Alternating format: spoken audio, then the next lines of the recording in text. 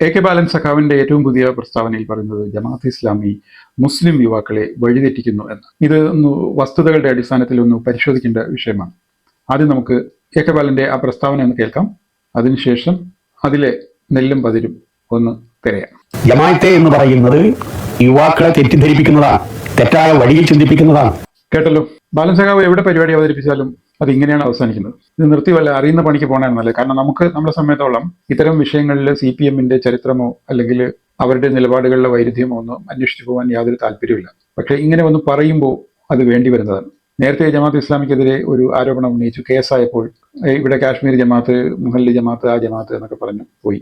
ഇപ്പൊ അതിനുശേഷം വീണ്ടും ഇങ്ങനെ വന്നതാണ്. ഓക്കെ, നമുക്ക് ഈ വിഷയത്തിലോട്ട് വരാം. ജമാഅത്ത് ഇസ്ലാമിയാണോ CPM ആണോ യുവാക്കളെ വഴിതെറ്റിക്കുന്നത്? നമ്മൾ CPM പരിപാടികളിൽ സ്ഥിരം കേൾക്കുന്ന ഒരു പാട്ടുണ്ട്. പുഷ്പനെ അറിയാമോ സഖാവ്, പുഷ്പനെ അറിയാമോ? പുഷ്പനെ അറിയാം മലയാളികൾക്ക്. CPM അവതരിപ്പിക്കുന്നത് കൂത്തുപറമ്പ് വെടിവെപ്പിന്റെ ജീവിക്കുന്ന രക്തസാക്ഷി എന്നാണ്. അത് സത്യമാണ്. ആ വെടിവെപ്പിന്റെ വിഷയം എന്തായിരുന്നു? സ്വാശ്രയ കോളേജുകൾക്കെതിരെയുള്ള സമരമായിരുന്നു. 5 പേര് മരിച്ചു. പുഷ്പൻ മാരകമായി പരിക്കേറ്റ് ജീവിതകാലം മുഴുവനും കിടക്കയിലായിരുന്നു. പക്ഷെ വിഷയം അതല്ല. അദ്ദേഹം ശയ്യാവലംബിയായി കിടക്കുമ്പോൾ CPM നേതാക്കളുടെ മക്കൾ ഈ സംസ്ഥാനത്തെയും രാജ്യത്തിന് പുറത്തെയും സ്വാശ്രയ കോളേജുകളിൽ പോയി പഠിച്ച് ബിരുദം നേടി ഉന്നത ജോലി സമ്പാദിച്ച് സമ്പന്നരായി സുഖിച്ച് ജീവിക്കുകയായിരുന്നു. ആ മനുഷ്യന്റെ മനസ്സിലൂടെ എന്തായിരിക്കും കടന്നുപോയിട്ടുണ്ടാവുക? ഏതൊരു വിഷയത്തിനാണോ അദ്ദേഹം സ്വന്തം ജീവിതം സമർപ്പിച്ച് വീട്ടിനുള്ളിലേക്ക് ഒതുങ്ങേണ്ടി വന്നത്, അതേ വിഷയത്തിൽ പാർട്ടിയും നേതാക്കളും മറുകണ്ഠം ചാടുകയും നിലപാട് മാറ്റുകയും ചെയ്തു.